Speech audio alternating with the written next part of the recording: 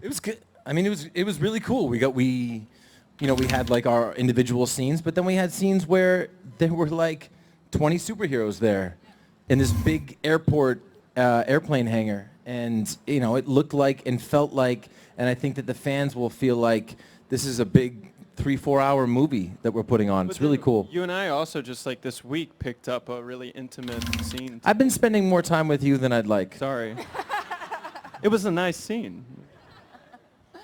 Melissa, this is, Supergirl teamed up with The Flash last season, but this is your first really big crossover with everyone. What was it like getting to work with everyone, and how does Kara get along with all these characters?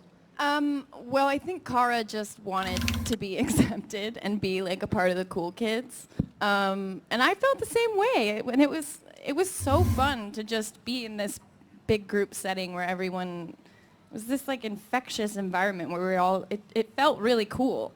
But she had like good interactions with almost everyone there. These two are funny. Yeah.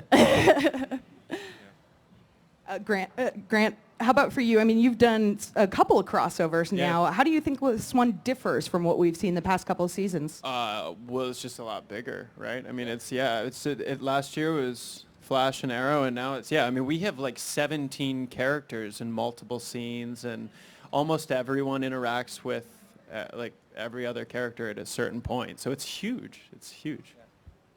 Like, you're myself. This is weird. Sorry. Greg, we know the Dominators are sort of going to be the villain of the crossover. Is there anything you want to tell us about the crossover? Well, we're very excited for everybody to see it. They all have their own continuing kind of storylines through it, and but it really does very much feel like in the middle of the whole season, like a 3-hour movie. It starts a little bit at the tail end of Supergirl, because she's in a whole, for those of you that watch, she's in a whole other universe on a whole other planet. So there's some, having to go get her. And then it really begins the night of the Flash with and it's 3 parts. It's called Invasion. The complex that they talked about shooting in, this is a fun little thing. We found an exterior shot for us on TV when they always cut out to the exterior of the building that looks a lot like the Hall of Justice. So we like that. Nice. Awesome. Stephen, during the crossover, we're going to get the 100th episode of Arrow. Congratulations, first off.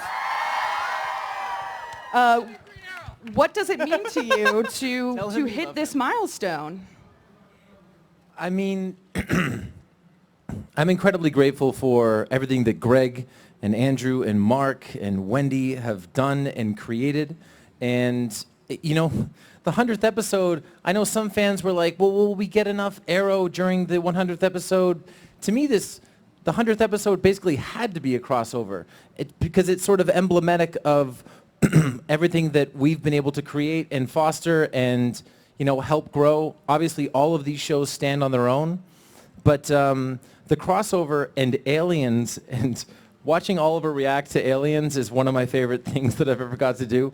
But it gives us a chance to do something for the 100th episode for the fans that in the normal course of our season, we would never be able to get to do. And, for that, I was very grateful. And to work with all the people that I got to work with or hadn't worked with for a very long time on the 100th episode, I was very grateful.